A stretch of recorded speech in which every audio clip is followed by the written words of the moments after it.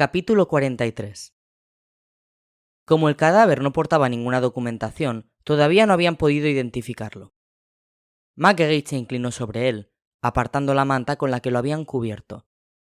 Con su mano enguantada, volvió la cabeza del muerto, que quedó mirando al cielo con ojos vidriosos bajo el pelo enmarañado y pegajoso. Ante la detective quedó entonces la profunda brecha del cuello, que empezaba a oscurecerse a consecuencia de la coagulación de la sangre. Era un tajo brutal, una grieta abierta que dejaba al aire la tráquea, realizado con algún instrumento muy cortante. Evidentemente, no se ha suicidado, comentó Marcel incorporándose. ¿De dónde habrá caído? Los dos alzaron la vista ante los edificios que se erigían sobre aquel tramo de acera, estudiando las terrazas y las ventanas con detenimiento. Un cuerpo pesa mucho, su trayectoria en el aire es recta, no planea, observó el forense. Así que, por fuerza, tiene que haber caído desde alguno de los pisos que tenemos justo encima, y por los contundentes efectos del impacto, se ha precipitado desde una gran altura. O sea, este señor se encontraba en una de las últimas plantas. En efecto. Ese dato nos ayudará a agilizar la búsqueda. La detective ordenó a varios policías que se acercaran al portal que tenían junto a ellos y que empezaran a llamar a los últimos pisos. Viste pijama, pero no estaba durmiendo cuando lo atacaron, informó Marguerite. Aquel matiz llamó la atención del forense. ¿Cómo puedes estar tan segura de eso? Le han encontrado un mechero en un bolsillo del pantalón. ¿Quién duerme con un mechero? Lo más probable es que el tipo estuviera fumando cuando lo mataron. Ella realizó una inspección por los alrededores, por si había suerte y localizaba una colilla que podía seguir encendida. Eso encaja con la caída, dedujo Marcel. Si estaba fumando, es posible que saliera a una de las terrazas y se precipitara a la calle al ser atacado. O lo tiraron. No hay que descartar nada. Pero, ¿quién te ataca dentro de tu propia casa? Eso resulta muy extraño. Marguerite continuaba repasando con los ojos, suspicaz, las ventanas de aquel edificio que tenían delante. ¿Tu pareja? ¿Tu amante? Planteó el forense en un tono escéptico que ella captó. Quizás estemos ante un caso de maltrato. La detective acabó descartando todas aquellas alternativas. Esas posibilidades no nos convencen a ninguno de los dos, ¿verdad? Creo que el caso de Lavaux nos está obsesionando. Marcel se agachó para estudiar la herida. Esos bordes en la piel rasgada. El filo del instrumento utilizado era bastante irregular, dictaminó. La agresión no se ha llevado a cabo con un arma blanca convencional. Nuevas incógnitas, por supuesto. Marguerite había aprendido a no fiarse de las apariencias. ¿Cómo lo mataron entonces? Espero que hayas descartado la intervención de vampiros y criaturas así. Esto tiene un aspecto bastante más vulgar. Marcel, ignorando el sarcasmo, le habría respondido que la agresión se había producido con unas uñas largas y afiladas, pero se abstuvo de hacerlo. Marguerite observaba todo el vecindario, mudo y apagado a aquellas horas de la madrugada. Otra vez por aquí, susurró ella, pensativa, terminando sus comprobaciones. ¿Eres consciente de dónde nos encontramos? Marcel asintió. Sus pupilas vigilantes no se despegaban del tejido abuhardillado de un edificio cercano. Sabía muy bien dónde estaban. Cerca vive Jules Marceau, respondió fingiendo un esfuerzo de la memoria. El anfitrión de la fiesta de Halloween que se convirtió en tragedia. ¿Casualidad? Ella aventuraba las posibilidades con cautela, harta de su carácter vehemente, que en los últimos tiempos no le había resultado muy útil. ¿Tú qué opinas? Marcel tampoco había querido comprometerse, aunque su convicción al respecto era bastante clara. En principio, este asesinato no tiene nada en común con los de Delaveau y los chicos, salvo la zona. Pero hasta que registremos el piso desde el que cayó ese hombre no podemos asegurar nada. Estoy de acuerdo. El forense decidió desvelar sus cartas. Tengo la impresión de que arriba nos vamos a encontrar con algo mucho más familiar. Marguerite frunció los labios, con la mente asediada por imágenes sangrientas. Poco después se acercaba un agente de policía uniformado. Ha habido que despertar a varias familias, pero hemos registrado todos los últimos pisos, comunicó. Sin encontrar nada sospechoso. Solo nos queda uno por inspeccionar, pero nadie responde. ¿Derribamos la puerta? El piso, añadió, señalando un suave resplandor entre la hilera de rectángulos acristalados de uno de los áticos. Coincide con esa ventana iluminada. Bueno, dijo Marguerite. Parece que ya estamos más cerca de entender lo que ha ocurrido. El hecho de que en el presunto apartamento de la víctima hayan quedado luces encendidas cuadra con nuestra hipótesis. ¿Subimos? Propuso el forense, impaciente, sin dejar de espiar todos los tejados que confluían sobre aquella calle. Sí, aquí ya hemos acabado. Además, enseguida llegará el juez de guardia para autorizar el levantamiento del cadáver. Se volvió hacia la gente. ¿Han hablado ya con la persona que encontró el cuerpo? Sí, señora. Se le ha tomado la declaración. Pues subamos a ese piso. Si hace falta, echaremos la puerta abajo. Marcel, antes de entrar en el portal, dirigió una última mirada hacia las zonas en penumbra que divisaba sobre su posición. Adoptaba una actitud vigilante, en guardia, mientras su intuición de que el autor de aquel nuevo crimen estaba cerca ganaba solidez. Sentía su ominosa proximidad entre las sombras. Afortunadamente para ellos, los padres de Jules estaban de boda en Fontainebleau. En caso contrario, habrían subido asustados al desván al oír los gritos de su hijo. Por suerte, la situación no se había complicado tanto y la calma se había restablecido de nuevo. Una calma demasiado tensa. Ya estaban solos una vez más. Solos, sin más compañía que la puerta oscura, que parecía hacerles un guiño desde su maciza presencia entre las sombras. El miedo no había pasado, en absoluto. Todavía se oían respiraciones entrecortadas allí, mientras se iban recuperando del subidón de adrenalina que había provocado el ataque del vampiro. Apenas había durado un minuto todo el peligroso episodio de Wagner, pero a ellos se les había hecho eterno. Ahora todo había cambiado. La siempre temida aparición del monstruo se había hecho realidad. La noche, desde aquellos agónicos instantes, les había ofrecido su rostro más salvaje, y la simple idea de apartar la manta que volvía a cubrir la claraboya para enfrentarse a su oscuridad les parecía escalofriante. Todavía sudaban, y eso que a través del cristal roto de la claraboya se colaban ráfagas de frío. Sus corazones se empeñaban en no recuperar un ritmo normal. La razón era que ahora se sentían encerrados, aislados. No podían arriesgarse a salir de allí mientras no amaneciese. A la sensación de miedo se unía la angustia de saberse acosados por un monstruo que podía volver en cualquier momento, desde cualquier rincón. Una criatura poderosa que merodeaba, acechante, aguardando el más ligero error para lanzarse sobre ellos y arrebatarles su sangre. Tras su festín carnicero, Wagner dispondría de la puerta oscura a su merced, mientras Pascal continuaba en el más allá.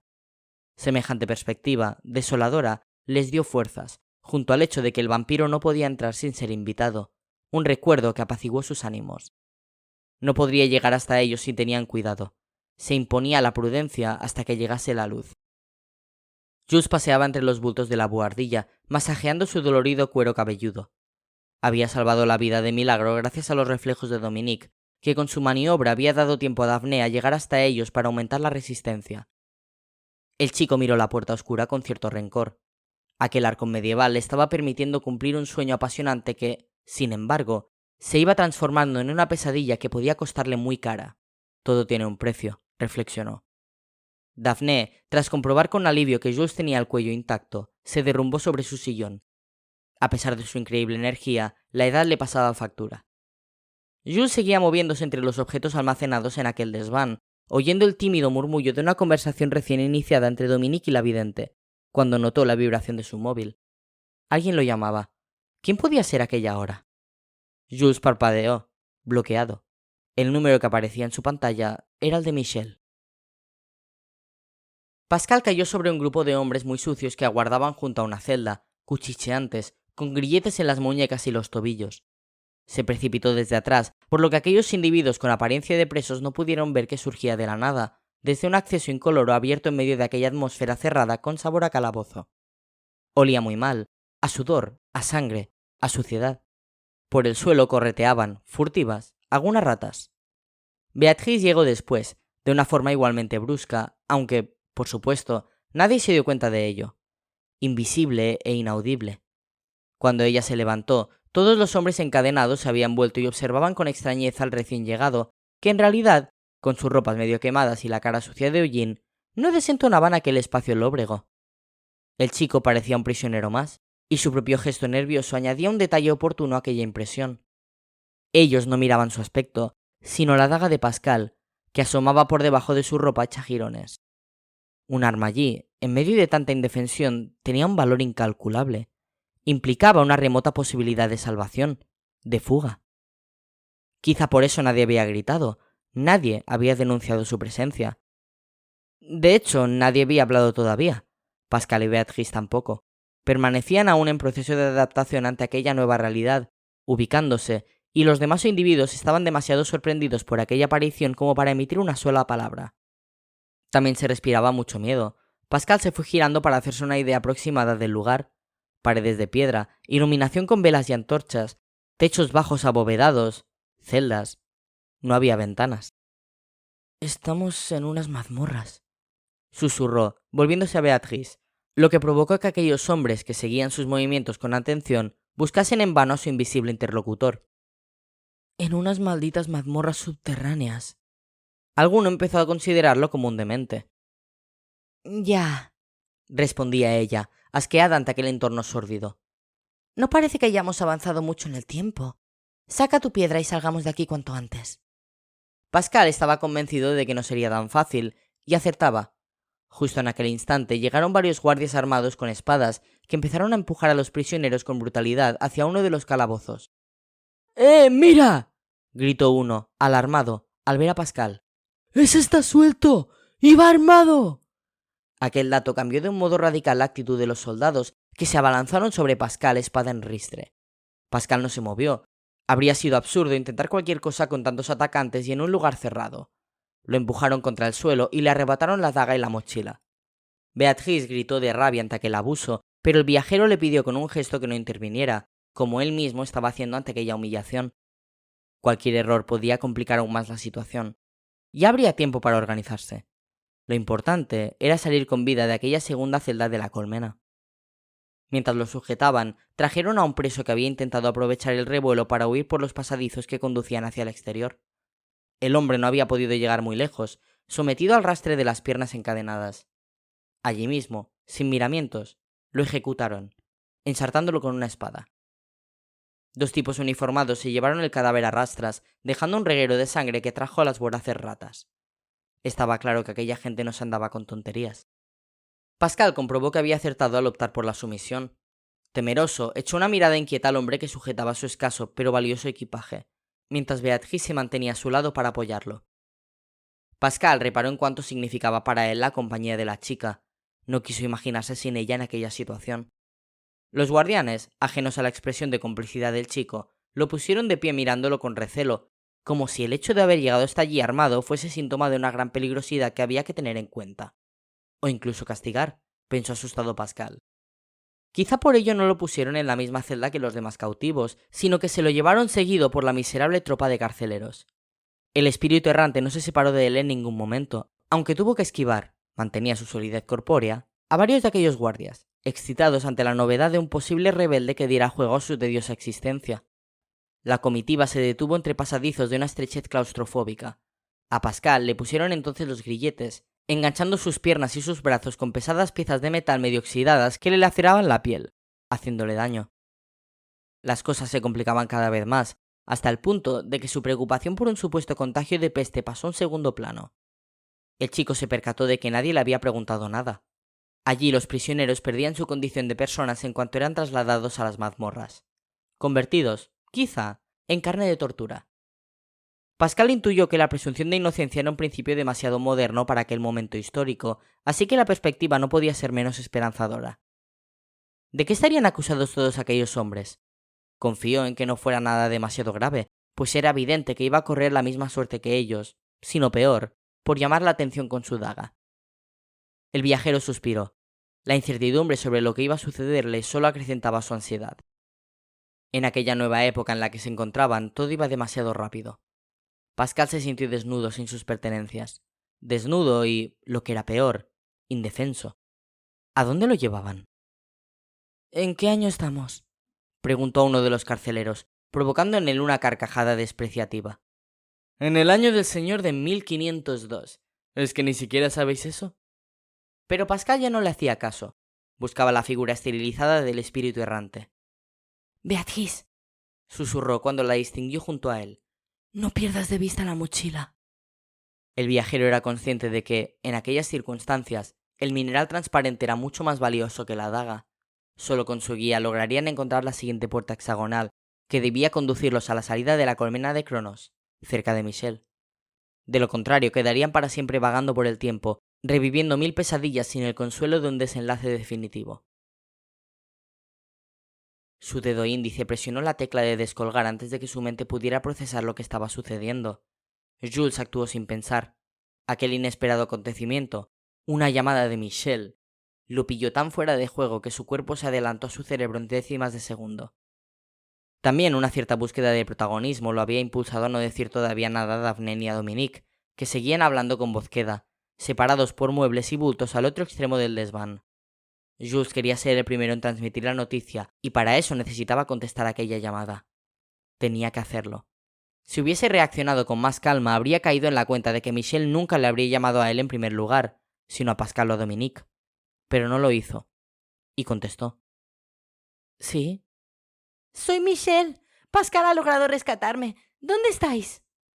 Jules no daba crédito a lo que oía. Era la inconfundible voz de Michelle que lo envolvió con el hechizo del triunfo, de la victoria sobre el mal. Ella estaba a salvo. En mi desván, contestó el chico, trémulo de la emoción, volviéndose hacia la bruja y Dominique con el ansia de contarles lo que estaba sucediendo. Me lo imaginaba, decía la chica sin alterar su tono alegre. Por eso he venido hasta tu casa. Estoy junto al portal. ¿Puedo entrar? Tengo muchas ganas de veros. Jules no se lo pensó dos veces y respondió. Claro, ahora te abro. En cuanto pronunció esa frase, una negra premonición lo invadió, colapsando todo su cuerpo como un veneno paralizante. Quiso morderse la lengua, pero ya era tarde. ¿Michelle? Preguntó, todavía con el móvil pegado a la oreja. ¿Michelle? Ella no contestó. Había colgado. El entusiasmo de Jules se esfumó en un instante ante aquel síntoma sospechoso, dando paso a una dolorosa mortificación. ¿Había metido la pata? Ni siquiera se atrevió a considerar las consecuencias que podían derivarse de ello. Jules había alzado la voz sin darse cuenta durante la presunta conversación con Michelle, lo que había llamado la atención de la bruja. Daphne, poniéndose de pie, se había acercado hasta el chico para esperar a que terminase de hablar por teléfono. Había escuchado, por tanto, sus últimas palabras. ¿Michelle? Interrogó ella, ahogando un estremecimiento que crecía en su interior a cada segundo. ¿Has dicho Michelle? En realidad, la vieja pitonisa no necesitaba preguntar. El rotundo aspecto de culpabilidad que mostraba Jules era más que suficiente para desvelar cualquier incógnita. A pesar de ello, conteniendo su propia crispación, Daphne quiso obligarlo a reconocer su gravísimo error. Un inocuo castigo en comparación con el irreparable daño causado. Dominique, ajeno aún a lo que ocurría, se acercó hasta ellos, inquieto por la atmósfera de tensión que se había impuesto en el desván. Era su voz, comenzó a justificarse Jules mirando hacia el suelo. Yo creí. Y te ha pedido entrar, le cortó ella, que requería a toda costa la respuesta a ese interrogante. Jules no confirmó aquella suposición, manteniéndose mudo. Contesta, ordenó la vidente con una autoridad intimidante. Me lo ha pedido. Jules se tomó un instante para recuperar el aliento. Y le he dicho que sí. Pero no era ella, ¿verdad? Ahora Jules alzaba el rostro, tembloroso, en busca de un apoyo que no encontró en el semblante pálido de la bruja. El vampiro me ha engañado como un imbécil, pero era la voz de ella. Exactamente la misma, es imposible. Tendrías que haberla oído. Sí, lo habría hecho. Daphne marcaba sus palabras. Si tú nos hubieras avisado de la llamada antes de actuar por tu cuenta. Se hizo un silencio de una densidad abrumadora. Daphne había abierto mucho los ojos, consciente de que la declaración de Jules constituía una probable sentencia de muerte para ellos. Somos un equipo, recalcó Daphne, muy seria. No puedes actuar solo. Y lo has hecho, poniéndonos en peligro a todos, arriesgando el retorno de Pascal. Eran acusaciones muy severas. Dominique acababa de llegar con la silla hasta el rincón donde ellos permanecían y asistía asombrado a aquel enfrentamiento tan duro que no entendía. Continuaba sin saber qué ocurría entre los otros dos, pero sí percibió un ambiente de temor distinto al que había imperado en aquella buhardilla hasta entonces. El miedo latente a perder la única verdadera protección con la que contaban contra el vampiro, el recinto cerrado. Jules continuaba, avergonzado. Quería daros la noticia. Por eso. Daphne explotó. ¿Qué noticia? ¿Que le has abierto la puerta al vampiro? ¿Que le has permitido salvar el único obstáculo que le impedía llegar hasta nosotros? Ahora fue Dominique el que se quedó de una pieza. ¿Eso había hecho Jules? Daphne se volvió hacia Dominic con gesto agorero. Jules ha invitado a Bagni a visitarnos, notificó con la frente perlada de sudor. Así que ya puede venir. Y aún quedan horas de oscuridad. Preparémonos y que sea lo que el destino quiera depararnos. Sí, aquel último ático pendiente de inspeccionar, perteneciente al portal número 3 de la Rue Pasquier, era el que ocupaba el hombre degollado que permanecía tirado en la acera sobre un charco de sangre. Pero no vivía solo, como atestiguaba el segundo cadáver que la policía acababa de encontrar. Una mujer joven con el cuerpo extendido sobre la terraza en una postura que recordaba una muñeca rota. Su gesto, con los ojos muy abiertos y la boca arrugada, era de un terror absoluto. Nuestro asesino tiene que dar mucho miedo, a juzgar por esa cara, comentó Marguerite. El forense asintió con una leve sonrisa ante la exactitud de la suposición de su amiga, que no cayó en la cuenta de que con su observación volvía a reforzar las teorías fantásticas de Marcel. Si ella supiera a lo que se enfrentaban. La detective, sin embargo, no podía evitar pensar en el profesor Bagni. Aunque su aspecto no era precisamente aterrador, dio por sentado que cualquier desconocido que aparece en una casa con intención de matar tiene que impresionar mucho a cualquiera. Seguían buscando indicios. Un olor a podrido bastante denso impregnaba todo el piso, algo extraño teniendo en cuenta el poco tiempo que llevaba muerta aquella mujer. Marguerite se asomó a la calle para respirar. ¿Dónde estaría en aquel instante Bagni? Si en efecto era él, el psicópata al que perseguían. A lo mejor no había abandonado el lugar del crimen y se encontraba cerca, disfrutando mientras observaba a la policía hacer su trabajo, como el asesino hacía el suyo. Marguerite sintió un escalofrío. Conocía aquella calaña de malhechores retorcidos. Ya se había enfrentado a ellos más de una vez, aunque en esta ocasión debió reconocer la limpieza y profesionalidad con la que actuaba aquel enigmático criminal. De no ser porque sus víctimas no tenían ninguna relevancia especial, habría pensado que se trataba de un sicario, un verdugo profesional. Esto te va a encantar, Marguerite, avisó Marcel. La han desangrado. La detective sintió un mareo. Sospechas confirmadas. La tenebrosa firma del asesino que buscaban. ¿Tampoco en este caso sabes cómo lo han hecho? Indagó ella con semblante angustiado. Ni idea, pero se aprecian pequeñas lesiones cicatrizadas en el cuello. No me jodas, Marcel, ahora no empieces con tus historias. Los dos siguieron buscando indicios y atendiendo la escena del crimen, algo necesario si pretendían recrear lo ocurrido. La sorprendieron cuando salía a esta terraza, dedujo Marguerite, atendiendo al camisón que vestía la víctima. Y si salía era porque todavía no estaba asustada. ¿Y si salió huyendo de alguien que estaba en el interior de la casa? Puso en duda Marcel. Marguerite rechazó aquella hipótesis. No. Si hubiera huido de forma precipitada, habríamos visto desorden, objetos volcados en el suelo y... Sin embargo, dentro todo está bien colocado, salvo la cama, como es lógico si ella estaba acostada antes de salir a la terraza. Me has convencido. Así que hemos de imaginar que fue a buscar a su compañero, que ya faltaba del dormitorio. La detective se apresuró a corregirle. Que ya estaba muerto, imagino. Le habían cortado el cuello y tirado a la calle por encima de esta barandilla. Nuestro amigo no pierde el tiempo. Sí, de hecho. 2 víctimas en una noche casi le parecerá poco. Ya ha comprobado que puede cargarse a 3 y seguir como si nada. Aquel comentario alusivo a la última noche de Halloween alarmó a la detective. ¡Dios mío! ¡No se me había ocurrido! Marguerite miró los edificios vecinos que quedaban a la vista, muy preocupada y con la sensación de verse superada por el frente que tenía abierto. Nunca le había parecido París tan grande. ¿Cómo podría localizar al asesino antes de que continuara con su macabro juego? Además, esa gente no sufría de remordimientos, lo que les permitía mantener su calculador modus operandi. El psicópata que buscaba podía tardar mucho en cometer el fallo que lo delatase. Ojalá fuese el profesor Wagner el responsable de aquellos crímenes. En caso contrario, estarían tan perdidos como al principio. Pero con más cadáveres a la espalda, un sangriento lastre. Los dos, en silencio, observaron a los agentes uniformados que recogían huellas mientras buscaban todo tipo de pistas. Marguerite decidió continuar con sus deducciones. Lo necesitaba. Así que el asesino la esperó aquí, sin entrar. A Marcel aquello le cuadraba con la naturaleza vampírica del adversario al que buscaban. O a lo mejor ella lo sorprendió infraganti mientras ejecutaba a su compañero y corrió la misma suerte. Interesante alternativa. Oye, Marguerite, debo ausentarme un rato. Vuelvo enseguida, ¿de acuerdo? La aludida hizo un gesto de extrañeza. ¿A estas horas? ¿A dónde vas? Marcel sonrió. Cosas mías. No preguntes. La detective se encogió de hombros. Empezaba a acostumbrarse a esa faceta enigmática de su amigo.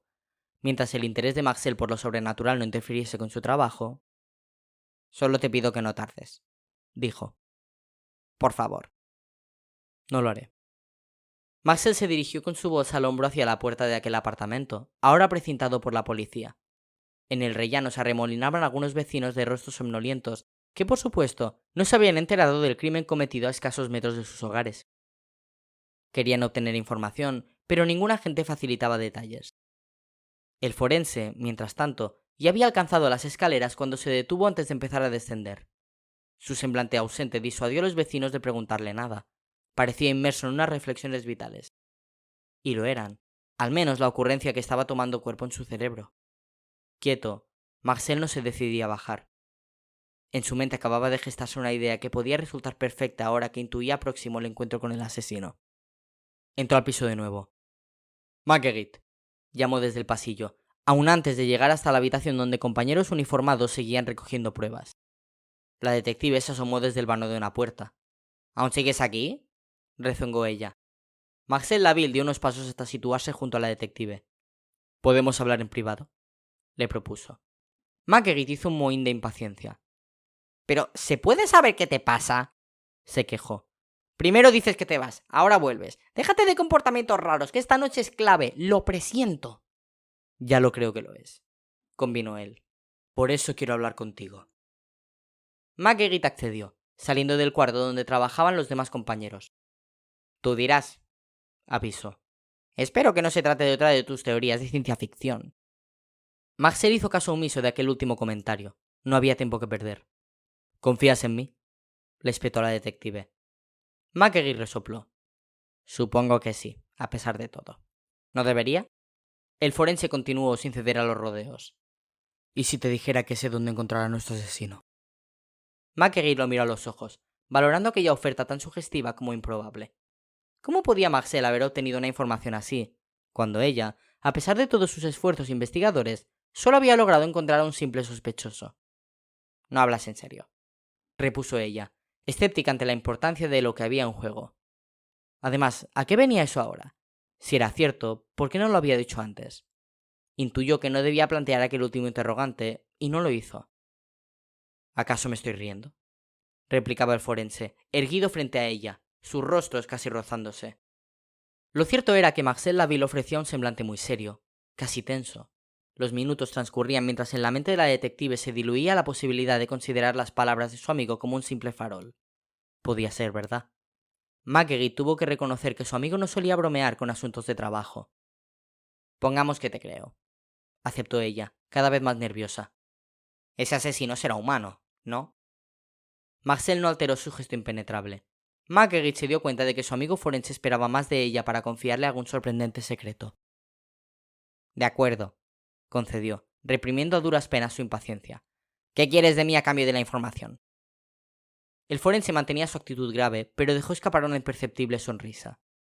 «Sabía que podía contar contigo», interrumpió sus palabras, como dudando una última vez ante lo que planeaba.